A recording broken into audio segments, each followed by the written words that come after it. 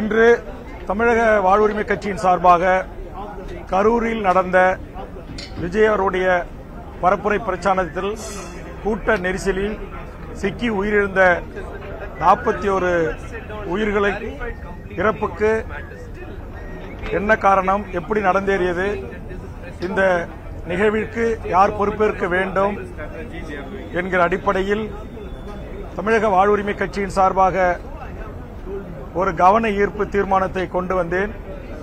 அந்த கவன ஈர்ப்பு தீர்மானம் இன்று மாண்புமிகு முதலமைச்சர் அவர்கள் நேரமில்லா நேரத்திற்கு முன்பாக என்ன நடந்தது, அரசு என்ன பணிகளை செய்தது, எவ்வாறு இந்த பிரச்சனையை அரசு கையாண்டது என்பதை விளக்கமளித்தார்.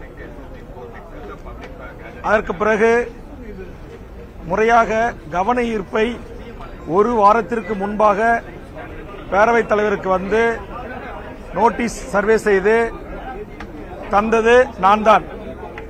ஆனால் பேசுவதற்கான முதல் வாய்ப்பு எனக்கு வழங்கப்பட்டிருக்க வேண்டும்.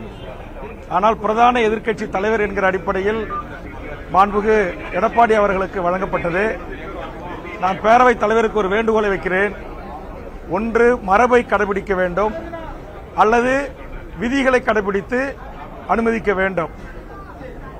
ஒரு சட்டமன்ற உறுப்பினராக இருக்கிறேன் என்பதற்காக என்னுடைய ரைட்ஸ், என்னுடைய உரிமையை நான் விட்டுக் கொடுக்க முடியாது. அந்த அடிப்படையில் எனக்கு அதிக நேரம் பேச வாய்ப்பு வேண்டும், எனக்கு முதல் வாய்ப்பு வேண்டும் என்று கேட்டேன். மறுக்கப்பட்டது. கடைசியாகத்தான் வாய்ப்பு கிடைத்தது. இந்த கடைசி வாய்ப்பில் பயன்படுத்திக் கொண்டு இதுபோன்ற சம்பவங்கள் நடைபெறக்கூடாது என்றும், தமிழக மக்கள் ஒரு அறிவுள்ள மக்கள், ஏன் சினிமா பிரபலங்களை சென்று பார்ப்பதற்காக உங்கள் இன்னுயிரை நீங்கள் தியாகம் செய்கின்றீர்கள்? பச்சை குழந்தைகள் மீது ஏறி நின்று செல்ஃபி எடுக்கிற மோகம், படம் எடுக்கிற மோகம், வீடியோ எடுக்கிற மோகம், இதெல்லாம் தமிழ் சமூகத்திற்கு கூடாது என்றும், அதுபோன்று நம்முடைய தமிழ்நாடு அரசு நியமித்த அருணா ஜெகதீசம் ஆணையத்திற்கும் உச்சநீதிமன்றம் தடை விதித்திருக்கிறது. அந்த தடையை நீக்கி அந்த ஆணையம் விசாரணையை தொடங்குவதற்கு வாய்ப்பை மாண்புமிகு தமிழக முதலமைச்சர் அவர்கள் ஏற்படுத்த வேண்டும். அதுபோன்று தமிழர் அல்லாத இருவர் ஐபிஎஸ் அதிகாரிகள் அந்த விசாரணை ஆணையத்தில் இருக்க வேண்டும் என்கிற உத்தரவு ஒட்டுமொத்த தமிழர்களையும் தமிழ்நாட்டு அரசையும் மக்களால் தேர்ந்தெடுக்கப்பட்ட இந்த அவையும் அவமதிப்பது போல் இருக்கிறது. அதனால் இதையும் மாண்புமிகு தமிழக முதலமைச்சர் அவர்கள் உச்சநீதிமன்றத்தில் முறையிட்டு தீர்ப்பு திருத்தி எழுதுவதற்கு சூழலை உருவாக்கித் தர வேண்டும் என்கிற வேண்டுகோளை முன்வைத்து தமிழக வாழ்வுரிமை கட்சியின் சார்பாக உயிர்நீத்த 41 குடும்பங்களுக்கும் என்னுடைய ஆழ்ந்த அனுதாபத்தை தெரிவித்து, இனிவரும் காலங்களில் இதுபோன்ற ரோட் ஷோக்கள் நடைபெறாமல் வண்ணம் ஒரு கொள்கை முடிவை அரசு எடுத்து அறிவிக்க வேண்டும்.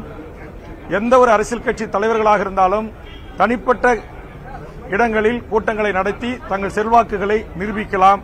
அப்போதுதான் இதுபோன்ற கொலைகளை நாம் தடுக்க முடியும். போன்ற பல்வேறு ஆலோசனைகளையும் பல்வேறு கருத்துக்களையும் இன்றைய தினம் சட்டப்பேரவையில் எடுத்து வைத்திருக்கிறேன். கூட்டணி கட்சியாக இருக்கிற எங்களுக்கு கூட அவ்வளவு பாதுகாப்பு இல்லை. நாங்கள் கேட்கின்ற இடங்களில் கூட எங்களுக்கு அனுமதி கிடையாது. ஆனால் நீங்கள் தாவேகாவினுடைய மாநாட்டிலிருந்து பொது போக்குவரத்து 12 மணி நேரம் பாதிக்கப்பட்டிருக்கிறது.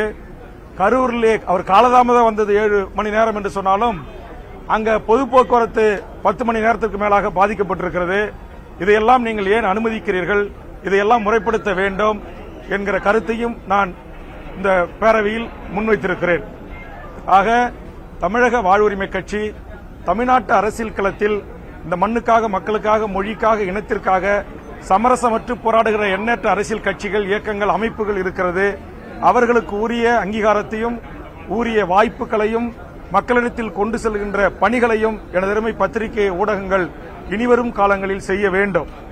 குறிப்பாக இந்த விடயத்தில் தமிழ்நாட்டில் இருக்கிற 99.9% ஊடகங்கள் முன்னுக்கு பின் மாறான செய்திகளை வெளியிடாமல், இது ஒரு விபத்து, நெரிசலில் தான் மயங்கி விழுந்து மக்கள் மடிந்திருக்கிறார்கள் என்று செய்திகளை வெளிக்கொண்டு வந்திருக்கிறார்கள்.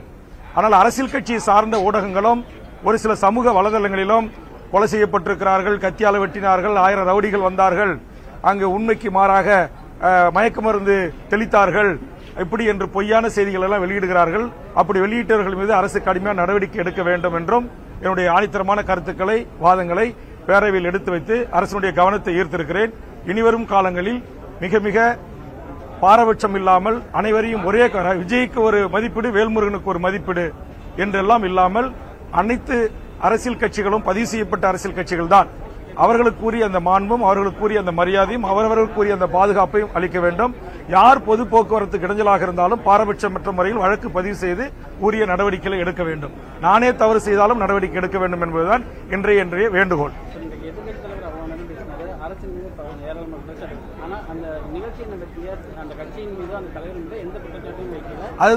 அதுதான் நீங்கள் அரசியலுக்காக கூட்டணிக்காக இதை செய்கின்றீர்கள் என்று உடனடியாக மாண்புமிகு முதலமைச்சர் அவர்கள் எதிர்க்கட்சி தலைவருடைய கூற்றை உடைத்தெறிந்திருக்கிறார். அதுபோன்று பிஜேபியினுடைய ஹேமா மாலினி குழுவினுடைய வருகை, இன்னைக்கு RSS வழக்கறிஞர் பெருமக்கள், பிஜேபி வழக்கறிஞர் பெருமக்கள் பாயாசமா என்றெல்லாம் கேட்ட தவக கட்சி அவர்களைத்தான் வழக்கறிஞராக நியமித்திருக்கிறது வெட்ட வெளிச்சமாக இருக்கிறது. இதுபோன்று இன்னும் பல உண்மைகள் வெளிவர இருக்கிறது. விஜய் யார் சொல்லி கட்சி தொடங்கினார், யார் அவரை இயக்குகிறார், எப்படி அவருக்கு இந்தியா முழுக்க பறந்து செல்வதற்கு விமானம் அனுமதி அளிக்கப்படுகிறது, சிறப்பு விருந்தினர் அறை வரைக்கும் அவருடைய கார் உள்ளே சென்று இறங்கி விமானத்தில் ஏறுவதற்கு எப்படி அனுமதிக்கப்படுகிறது, அவருக்கான YZ பாதுகாப்பு எப்படி வழங்கப்படுகிறது, அன்றைக்கு சம்பவம் நடந்த அடுத்த ஒரு சில மணி நேரங்களில் அவர் வீட்டுக்கு துணை ராணுவ படை எப்படி கூடுதலாக குவிக்கப்பட்டது, இது எல்லாம் பார்க்கின்ற போது இதில் ஒன்றும் சந்தேகமே இல்லை. எல்லளவும் முனையளவும் அவரை பாரதிய ஜனதா இயக்குகிறது. குறிப்பாக திமுக என்கிற அரசியல் கட்சியை அதிகாரத்திலிருந்து அகற்ற வேண்டும் என்பதற்காக சனாதன சங்கிகள் மிகப்பெரிய அளவில் வேலை செய்கிறார்கள்.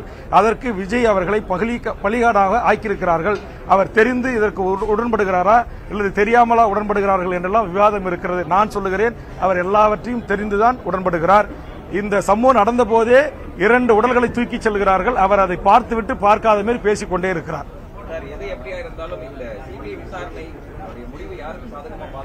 அது நாம் இப்போது சொல்ல முடியாது. சிபிஐ அரசு சார்பற்ற முறையில் நேர்மையாக விசாரிக்க வேண்டும். விசாரித்தால் உண்மை வெளிவரும்.